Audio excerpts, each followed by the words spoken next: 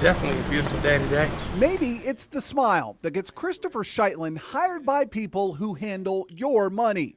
The Kentucky State Fair Board, the Jefferson County Public School System, Louisville Metro Housing Authority, the federal government. Hi, Mom. We uncovered a very different picture of Scheitlen: theft of labor, impersonating a police officer, forging documents to get a government contract. There seem to be plenty of red flags. How did you guys not see any of this stuff? Well, remember, our job is to follow the city's process. The process is to check with the Louisville Metro Revenue Commission and the federal government's excluded parties list system, which looks at tax records and business practices, but not criminal backgrounds. The State Fair Board paid Scheitlen's company, Professional Inc., more than $31,000 to do security at last year's state fair, even though he was under indictment for felonies, impersonating a police officer and perjury, and charged with carrying a gun while working security at a local club without an armed security license. JCPS put Scheitlen on the payroll too. More than $9,000 to provide security at a training center for its teachers.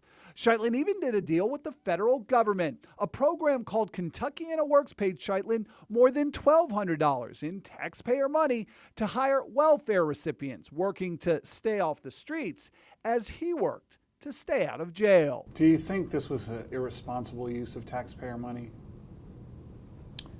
I do not think this was an irresponsible use of taxpayer money. Executive Director Michael Gritton says it's an isolated incident, and the checks and balances used by local government to hire private companies usually works.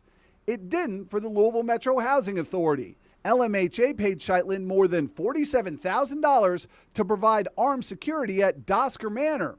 Only Scheitlen's armed security license was revoked months earlier because of all of his criminal charges.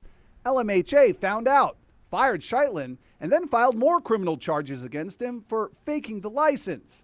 Kentuckiana Works eventually gave Scheitlen the boot as well, when some of those welfare recipients he got paid to hire said their paychecks bounced. Now, if you had known any of this beforehand, would you have signed that contract with Professional Inc.? Well, I'm not the expert about that either because... Again, he said he's just following the city's process. A process that didn't work too well for JCPS. The school board terminated Scheitlen's contract when he didn't show up for 34 straight days.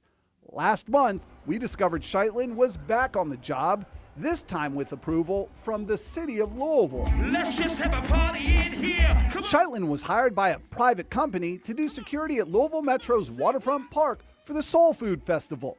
Codes and Regulations Director Jim Mims said it probably wasn't a good idea to let a convicted felon run security for more than 10,000 people on city property just weeks after a Jefferson County judge ordered Scheitlen not to do security as a condition of his probation. You have any questions? Oh, man. But no one from the city noticed Scheitlen's name on the original event application since someone changed it to a different company's name on the security permit.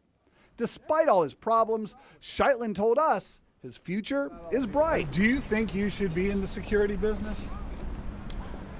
You know what? It's a beautiful day, and I'll let you guys deal with that. After all, his criminal record hasn't seemed to slow him down so far.